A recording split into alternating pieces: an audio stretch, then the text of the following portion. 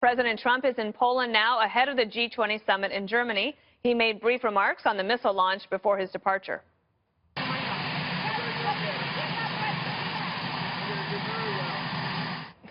All right, the threat must be dealt with after a quarter century of inaction, says Charles Krauthammer. What the North Koreans have done is to cross the Rubicon. I mean, this is a entirely new phase. What's happened today is that for 25 years, successive administrations have kicked the can down the road. We're at the end of the road. All right, Greg, even though Charles Krauthammer used a banned phrase of kicking the can down the road, the theory is correct. And crossing the Rubicon. Kicking the can, end of the road. North Korea is a threat. We know this. How big of a threat right now? Who knows? What's important is you have to have a series of measures that allow you to escalate pressure without leading to nuclear war. Yeah, it's about having all these options at the ready. If you want to win at strip poker, you wear a lot of clothes. so you can take off one thing at a time. You would know. So you have to have a lot of options. Dealing with national security is like wearing a lot of clothes during strip poker. You start taking things off. Finger gloves. Yeah, finger gloves, exactly. So it's important that you have these options. And I think you noticed it with Syria, the way they treated that. They started with an option that sent a message. But it wasn't a message that led to retaliation. It was, we're going to take out a few of your planes at the airport. And then there was the MOAB, the mother of all bombs. So you have these things that are, they're measures that help you move closer and closer, making them nervous. But, you know, the problem is you also have to look at North Korea's perspective here. What if they play ball? What if they de-escalate? What if they decide not to have nuclear weapons? What happened to Gaddafi? Right. Well, I think that is probably dragged through the streets. Yes. It is partly his calculation. Jesse, earlier today, President Trump tweeted, trade between China and North Korea grew almost 40% in the first quarter. So much for China working with us, but we had to give it a try. That number surprised me, that 40% number, because it's been no secret that North Korea has been a big problem, and China saying that it wants to help, but you know, if it provides 90% of its goods and 40% increase, that's a big difference. That's why trying to leverage China is only one option. That's only one article of clothing, correct? Exactly. 40%, that's a lot of trade. And if we want to go into a trade war with China, that's what we're going to have to do. But I think there's other things you can do. You have the UN Security Council sanctions package. You could do that. But again, another banned phrase, kicking the can down the road. Preemptive strikes, I believe, are too risky. It's too dangerous, and too many people will die. I think the only legitimate option is an assassination attempt or a coup, but that possibility is probably the most difficult. So I think what President Trump needs to do is make sure the North Koreans, but as well South Korea, Japan, China, and Russia, believe that we are going to take preemptive action unless, and here's the unless. I think the unless has to be the intelligence agencies of Russia, South Korea, Japan, and China, and the United States. They need to start collaborating and get some spies in there and get an assassination network or cell in there and to take preemptive action that way. Because I think a decapitation strategy is the best strategy.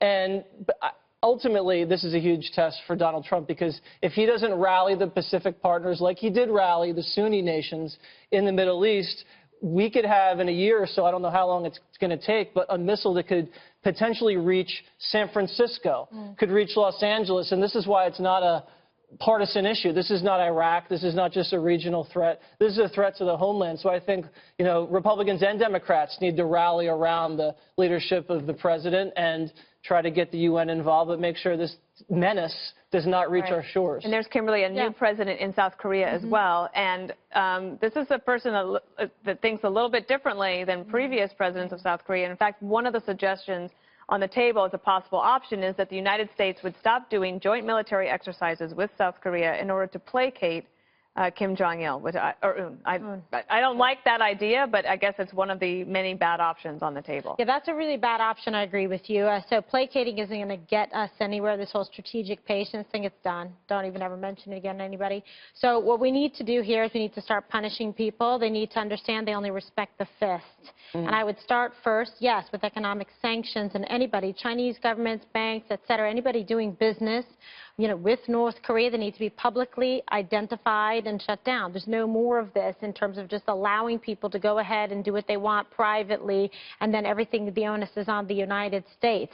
Also, I think most importantly, let's be honest, and Charles Krauthammer is right, we've got no more space or no more room on the runway here. Okay? They need to pursue actively and immediately regime change. The problem with North Korea is this family, starting with Kim Jong-il, the grandfather, and also Kim Jong-un, they are seen almost as a religious family, almost like a deity. And so you have to then replace them with someone that the North Koreans will accept of similar like. So instead of just saying, okay, we're going to take them out, then do this and that, you have to make sure that it's something that's going to stabilize the region, that the people will be accepting of, while at the same time pursuing the parallel path of the economic sanctions and putting pressure. We need to put pressure on Europe as well. They can't be doing any business with them, because if you sit there at the table with Kim Jong-un and you placate, then you are looking at two very disastrous results. You are looking at a nuclear Iran, thanks to the past administration, and you are looking at a nuclear North Korea. Those are both untenable options. So you can't do that. Put pressure on Europe, because they don't want a nuclear Iran that could reach them as well. They're also sitting ducks. So we have to work together cooperatively to put a stop to this. And I think there really is the will to do this in this current administration. There certainly is with our Secretary of State, Rex Tillerson, who also is really not going to suffer any fools in saying enough is enough. Well, and this is a subject that you've covered for years as a journalist when you were at the Washington Post, NPR, and then at Fox News. And it seems like now the need is urgent to do something. And I wonder if you think there will be bipartisan support for President Trump when he decides to take action, whatever it might be. Yeah, I mean, I don't think there's any question. I was surprised to hear Jesse said he's a great defender of San Francisco all of a sudden. But, progress in any quarter, I'll take. Defender of lives in San Francisco. I get confused sometimes. Anyway. Just not the city council. You know what's interesting to me is you talk to people, who have been in the national defense industry for some time, and they say it's time to start talks. And so it's not about the fist, because if you raise a fist to North Korea, not only do you endanger the 38,000 Americans who are right there on the border, our troops, but there's 10 million people in our prime ally, South Korea, in that city who could easily be struck, because the North Koreans have so many missiles. It's not just one or two. So the options, Dana, are things like containment, which is to say you could put more of a naval force in the region, just to say to them clearly, no more trafficking in nuclear fissile material or any supplies coming in. They used, apparently, they couldn't use solid fuel. They had to use liquid fuel this time. So we could cut off some of that supply, hopefully, and get cooperation from the Chinese. What's curious to me is it takes longer to do that. But I'm saying these are options. I don't think beating them up is going to solve it. I didn't say that. That would be sophomoric to think so. I'm talking about eliminating their ability to retaliate. That's what you do. That's what I think. So if you eliminate their ability to hit South Korea, we would have to have that in place. Yeah, we would have to figure that out. But I think what's interesting to me is the president's going over to the G20. He's going to have the opportunity to talk to Putin, to talk to Xi Jinping, the Chinese president. Well, Russia and China have both said we should be negotiating with the North Koreans. So has the South Korean president, as you point out. It's just that we've tried before to negotiate, and this guy is a deceitful egomaniac and not trustworthy. But Russia and China seem to believe that's what we should do. I don't know. It seems to me like there's no choice here but for us as an American people to support President Trump.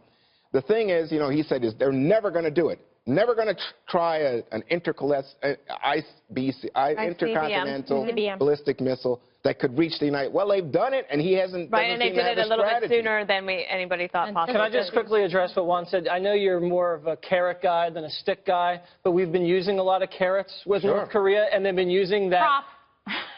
There it is. We've been using, they've been using that money to then fund their nuclear weapons program. So I don't know how many more carrots we can give them. And then to talk about what KG said, you make a good point about exposing the companies and the countries that do business with the North Koreans. We should do more. We should shame them. We should make them. President Gutfeld. Yeah. Freudian slip. It's only a matter of time. This is your monologue from last Well, yeah, I mean, if you look at the slave labor, that's an area to shame them when they're the cutters building the stadiums. But also, like, if we have to be prepared to pay higher prices if we want to go after China. Would you rather have a war or pay higher prices to go after China because they're doing the trade, they're dealing with the labor? All right. Higher price for an iPhone, or you wipe out San Francisco? Apple. What about Apple? Yeah. I mean, Apple has companies in China, correct? Trump could lean on Apple to get something done over there. iPhone City where You know what would be my #1 solution, and I think we have actually done this, is get involved with cyber warfare. I think we stopped some of their launches by getting into their programming. We did already. The thing is that they're doing it too. So my feeling is, why not say to the Chinese, hey, look, guys, it's reached the point where it's intolerable. You help us with this, but help us wage a cyber war against the North Koreans. We're doing it. We already stopped them once before, and this one we could have. We watched while it transpired. Well, and the thing is also the North Koreans are not too shabby in the cyber warfare department themselves, since that WannaCry virus from last month was actually started in North Korea. I think Donald Trump is also playing mind games with China by saying, it's a shame you can't handle this small country nearby. Right. Make him weak. Yeah. It's like I expected more from you. Yep. It's a country of 22 million people. That's like a tiny percentage, and they're just kicking your butt. We need some more meme videos. Yeah. Communicate our message.